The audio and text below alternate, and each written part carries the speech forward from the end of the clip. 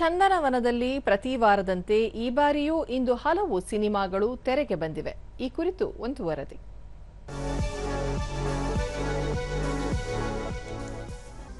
Devanur Chandru ನಿರ್ದೇಶಿಸಿದ Gramayana cinema ಬಿಡುಗಡೆಯಾಗಿದೆ. ಈ ಚಿತ್ರ ಹಳ್ಳಿಗಾಡಿನ ಸೊಗಡು ಮತ್ತು ನೈಜ ಗ್ರಾಮೀಣ ಬದುಕಿನ ಕತೆ ಆಧರಿಸಿದೆ. ಕತೆಯ ನಾಯಕ ಸೀನಾ ತನ್ನ ಚುರುಕುತನ ಮತ್ತು ತೀಕ್ಷ್ಣವಾದ ಅಂತಃಪ್ರಜ್ಞೆಗೆ ಹೆಸರುವಾಸಿಯಾಗಿದ್ದು, ಊರಿನ ಜನ ಅವನನ್ನು ಸಿಕ್ಸ್ತ್ ಸೆನ್ಸ್ ಸೀನಾ ಎಂದು ಕರೆಯುತ್ತಾರೆ.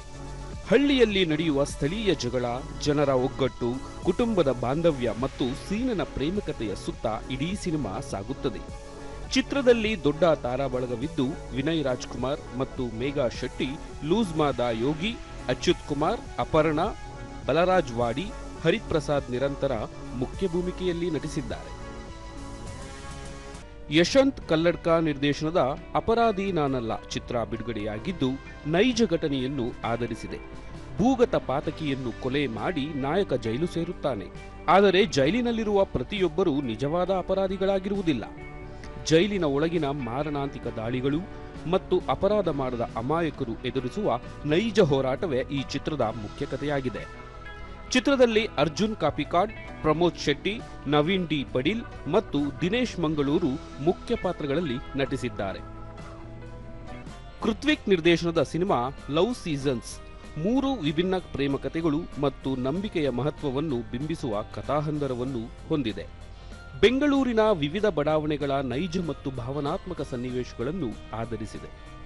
ಇಂದಿನ ದಿನಗಳಲ್ಲಿ ಮಾನವ ಸಂಬಂಧಗಳಲ್ಲಿ ನಂಬಿಕೆಯು ಎಷ್ಟು ಪ್ರಬಲವಾಗಿದೆ ಮತ್ತು ಆ ನಂಬಿಕೆಯ ಸುತ್ತ ಪ್ರೀತಿ ಹೇಗೆ ಬೆಳೆಯುತ್ತದೆ ಎನ್ನುವುದೇ ಚಿತ್ರದ ಮುಖ್ಯ ಕಥಾವಸ್ತು. ಚಿತ್ರದಲ್ಲಿ ಮುಕುಂದ ರಾಮಸ್ವಾಮಿ ನಾಯಕನಾಗಿ ಮತ್ತು ದಿಯಾ ಕೀರ್ತಿ, ಚಂದನಾ ಗೌಡ ಮತ್ತು ಶ್ವೇತಾ ಕೊಗ್ಲೂರು ನಾಯಕಿಯರಾಗಿ ನಟಿಸಿದ್ದಾರೆ. ಹಿರಿಯ ನಟ ಮಂಡ್ಯ ರಮೇಶ್, ರಾಜೇಶ್, ನಟರಂಗ ಹಾಗೂ ಸಂಗೀತ ಅನಿಲ್ ಮುಖ್ಯ ಭೂಮಿಕೆಯಲ್ಲಿ ನಟಿಸಿದ್ದಾರೆ. ಚಂದನ್ ಕುಮಾರ್ ಎಂಎನ್ ನಿರ್ದೇಶನದ ನಮ್ ಕಾಲದಲ್ಲಿ ಹೀಗಿರಲಿಲ್ಲ ಬಿಡಿ ಚಿತ್ರ ಬಿಡುಗಡೆಯಾಗಿದೆ. ಇದು ಹಾಸ್ಯ, ಕೌಟುಂಬಿಕ ಹಾಗೂ ಪ್ರೇಮ ಕಥಾ ಹಂದರ ಒಳಗೊಂಡಿದೆ. ಎಸ್ ಅಮೋಘ ವರ್ಷ, ರಿತ್ಯಾ ಗೌಡ ಮತ್ತು ರಘು ರಮಣಕೊಪ್ಪ ಮುಖ್ಯ ಭೂಮಿಕೆಯಲ್ಲಿ ನಟಿಸಿದ್ದಾರೆ.